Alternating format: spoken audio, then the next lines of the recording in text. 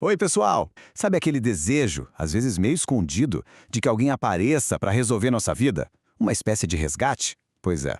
Hoje a gente vai mergulhar fundo no complexo de Cinderela, um conceito fascinante da autora Colette Dowling, para entender como essa fantasia de ser salvo pode, na verdade, estar nos impedindo de avançar.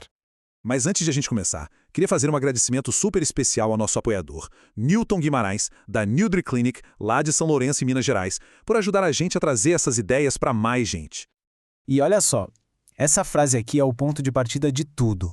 O que a Colette Dowling está dizendo é que, assim como no conto de fadas, muitas mulheres são de certa forma condicionadas a esperar que uma força de fora venha e, puf, transforme suas vidas.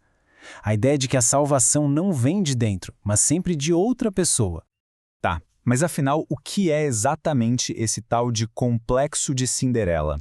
A resposta, gente, vai muito além de querer um príncipe encantado. É uma coisa bem mais profunda e sutil que isso. A definição da autora Nossa, é bem reveladora. É uma força psicológica, sabe? Uma teia de medos que segura a gente. Lá no fundo, é um desejo enorme de ser cuidado, de poder passar a responsabilidade da própria vida para outra pessoa. E essa vontade, por mais que pareça confortável, pode acabar sabotando todo o nosso potencial. Essa é a pergunta de 1 milhão, né? A gente já nasce com isso ou é algo que se aprende? A pesquisa da Dowling aponta, sem sombra de dúvida, para a segunda opção.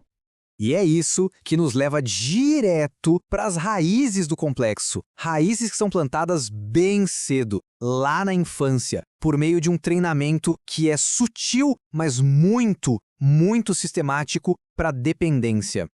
E aqui a coisa fica muito clara. A gente vê um contraste gritante na criação. Dowling mostra que, tradicionalmente, os meninos são empurrados para a independência, para o risco, são recompensados por isso. Já as meninas muitas vezes são premiadas pelo exato oposto, por serem obedientes, quietinhas, por ficarem por perto, seguras. E assim aprendem que o seu valor vem da aprovação dos outros. E como é que esse treinamento acontece na prática? Bom, com coisas que parecem inofensivas, que parecem até cuidado. Tipo a ajuda excessiva, sabe? Que não deixa a criança aprender a se virar sozinha. Ou a superproteção, que ensina que o mundo é perigoso demais para explorar sem um guardião. Elogiar por ser boazinha e não por ser capaz. Tudo isso vai construindo, tijolo por tijolo, essa estrutura de dependência. O resultado final de tudo isso é o que a autora chama de síndrome da boa menina. É quando a gente internaliza aquela vozinha que fala, não arruma confusão, não incomode, seja agradável. Essa busca por segurança acaba levando a uma autorrestrição, um medo de se impor para não correr o risco de desagradar. Então vamos avançar um pouco. Como é que isso se manifesta na vida adulta? Porque esses padrões da infância não somem, né? Eles só mudam de cara e acabam influenciando nossas maiores decisões, seja em relacionamentos ou na carreira. Para muitas mulheres, o casamento vira essa válvula de escape que a sociedade aprova. É a chance de transferir a responsabilidade final pelo próprio bem-estar para outra pessoa. Quase como um porto seguro contra as tempestades de ser totalmente autônoma. A própria autora viveu isso na pele. Ela já era uma escritora independente, mãe de 3 filhos, e mesmo assim regrediu quando encontrou um parceiro que oferecia essa segurança. Ela simplesmente parou de escrever, perdeu a confiança e chegou a essa conclusão devastadora de que parou de avançar. É um exemplo muito forte de como esse desejo de ser cuidada pode paralisar até as mulheres mais autossuficientes. Mas a fuga não acontece só nos relacionamentos, não. Ela também aparece de um jeito surpreendente na carreira. E não é como um medo de falhar, mas o contrário, como um medo de ter sucesso. Quem identificou esse fenômeno foi a psicóloga Martina Horner. O medo do sucesso é essa ansiedade que bate não com a chance de dar errado, mas com as consequências de dar certo. A pergunta que fica martelando na cabeça é: o que eu vou perder se eu ganhar? E o estudo que a Horner fez sobre uma personagem fictícia, a Annie, é impressionante. As participantes tinham que prever o futuro de uma estudante de medicina brilhante e elas não imaginaram prêmios, reconhecimento, nada disso. Elas previram solidão, rejeição, a perda da feminilidade. Na cabeça delas, o sucesso da Anne teria um custo pessoal e social altíssimo. Tá, o cenário parece meio complicado, eu sei.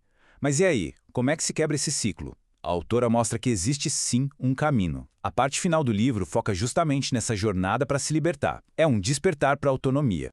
E por mais estranho que pareça, o começo da liberdade de verdade muitas vezes vem de uma crise. Sabe, quando o casamento termina, o emprego acaba, ou aquela segurança que a gente achava garantida some, é nesse momento de vulnerabilidade, quando tudo desmorona, que a gente é forçado a construir algo novo, algo nosso.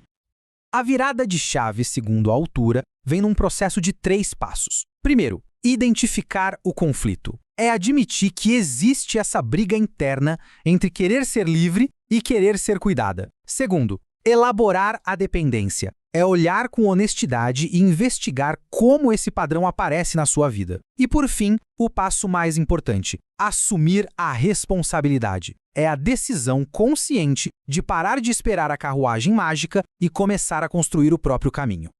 E a gente termina com essa pergunta para todo mundo pensar. E se o Felizes para Sempre não for algo que alguém nos dá, mas sim algo que a gente mesma constrói, dia após dia? A mensagem final do Complexo de Cinderela não é de culpa, mas de poder. A magia de verdade não está em ser salva, mas em aprender a voar com as próprias asas.